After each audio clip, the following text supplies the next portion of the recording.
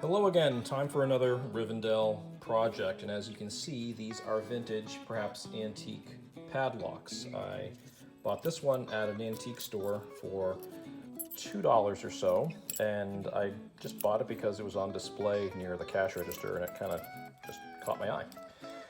The other three locks were found in my grandfather's toolbox. Now, my grandfather passed away well over 50 years ago, so these locks have some age to them. I'm gonna guess that this one that I bought is the most recent one, manufacturing wise. Maybe it's, I don't know, maybe it's from the 60s. And the others, 40s, 30s, maybe earlier, I'm not sure. And the nice thing is, each of these padlocks has their keys. Now, I know very little about padlocks, but I do think the older designs in particular are interesting. They have character. Newer padlocks all seem to look the same to me, but these have some nice older designs. This one is a Yale and Towne padlock. This is a Slaymaker. I like kind of the Art Deco 1930s look to it. This one is it says on the shackle,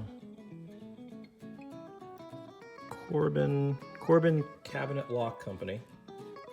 A little pancake shaped one.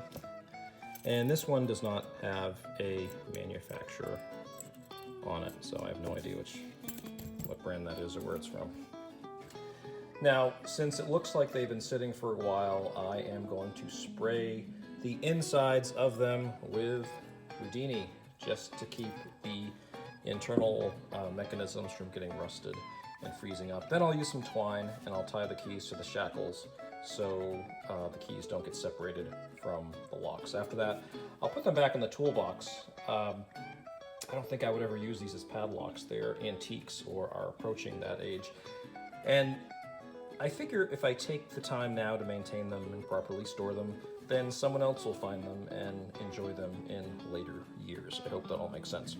If you see anything here that I should know, which is to say if I'm doing something wrong, please let me know in the comments.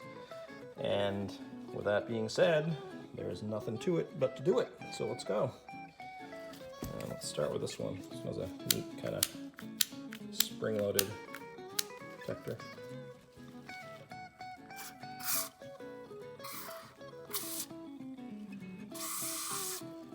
Generous with this.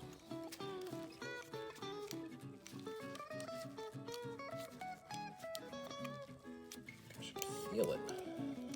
There we go. Okay. Spray some in. Really let that soak.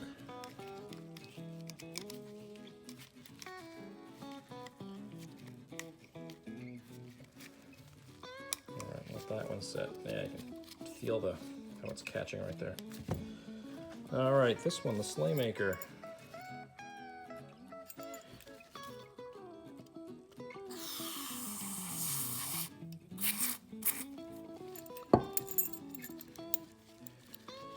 Let's take one of the keys off here. I should have done that before.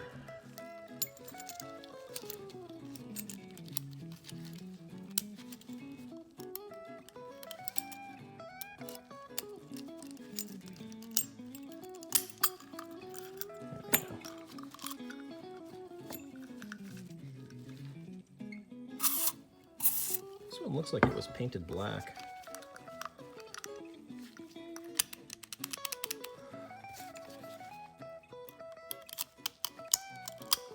Oh, there we go.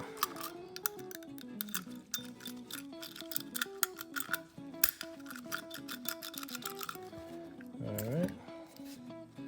This little guy. Oh, this one could have some age to it too. Tiny, very flat key.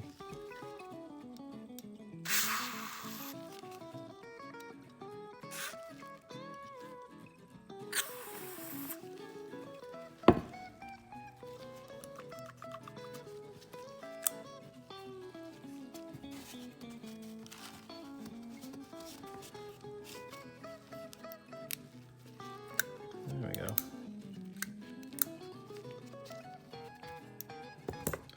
And This one, which is the newest one, might need the most amount of help.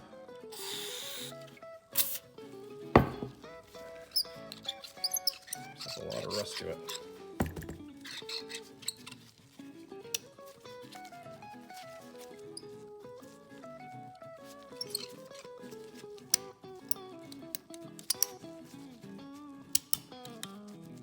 It has a hard time connecting, engaging.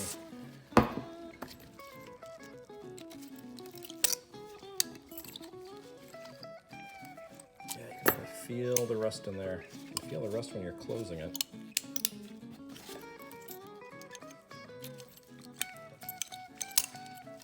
It's definitely better though. I have a feeling this one is not very well made.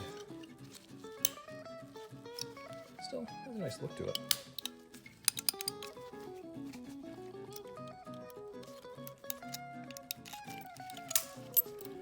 There you go.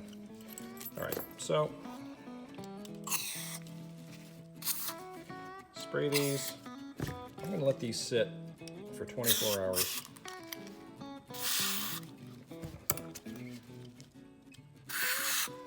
And we'll come back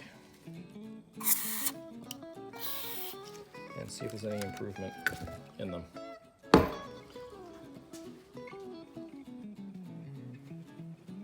Okay, it's the next day. I've let the Houdini set for 24 hours and I've cleaned the outside of the padlock cases with acetone. I've also tied a piece of string to the keys and to the shackles so the keys don't get lost. And all of the locks now work well, much better than they did before. And this is really a quick project, but an important one for keeping the padlocks in working condition and for not losing the keys. So, until next time, thanks for watching.